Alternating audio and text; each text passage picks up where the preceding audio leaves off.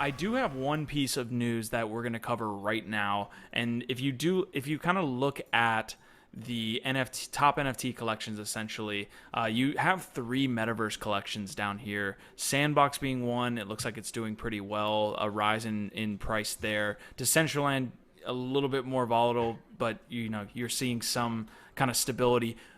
NFT worlds is absolutely falling off a cliff. The median price went Oof. from median price was 6.8, and that was obviously like a huge pump there, but like even if we're looking at that 3.7, 3.5, and in the past 24 hours it's gone down to 0.85.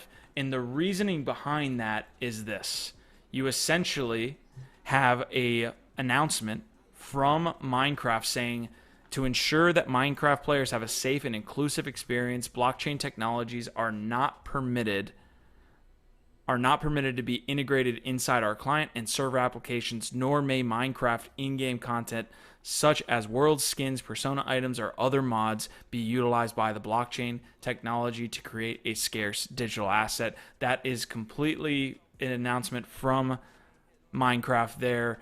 NFT Worlds has both NFT assets, of course, and a world token that are all integrated into this centralized platform. Minecraft, of course, one of the biggest platforms in games in the world. Now they have to deal with the fact that they are being completely blocked from being able to, have essentially all of their assets. And this is, I don't want to preface this. I do want to get, chat's comments. I do want to get y'all's comments.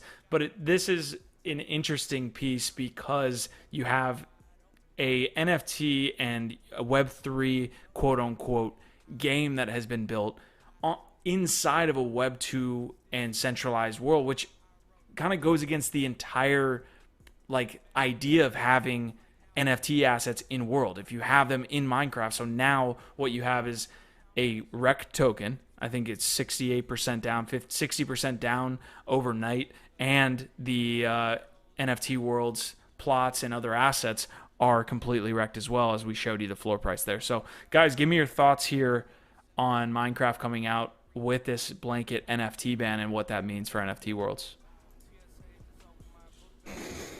It's not good.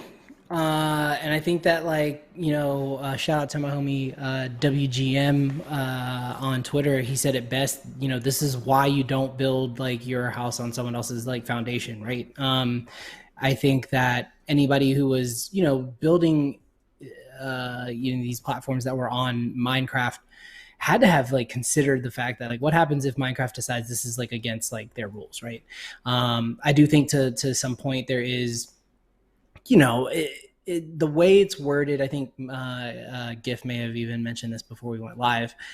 It does make it feel like it's almost like, it's like when the message is almost like when we're ready, then we'll do our thing and it'll be our own thing. But like we're not down for other people building on top of our stuff. You know what I mean? And it's really, really interesting that they choose to make that move. I understand it from like a user standpoint, right? Like you have like a lot of kids who play Minecraft. You don't want these kids to really get like involved with this type of, monetary like, game.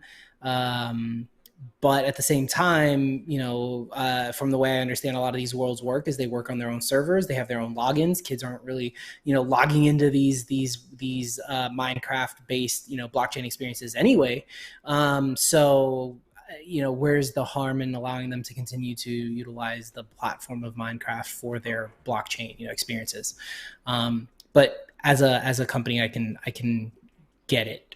They couched it in a way, like positioned it like this was somehow helping the community, but it's most obviously helping them as a platform, protect their own business interests, and not become a marketplace for other people to own and buy and sell.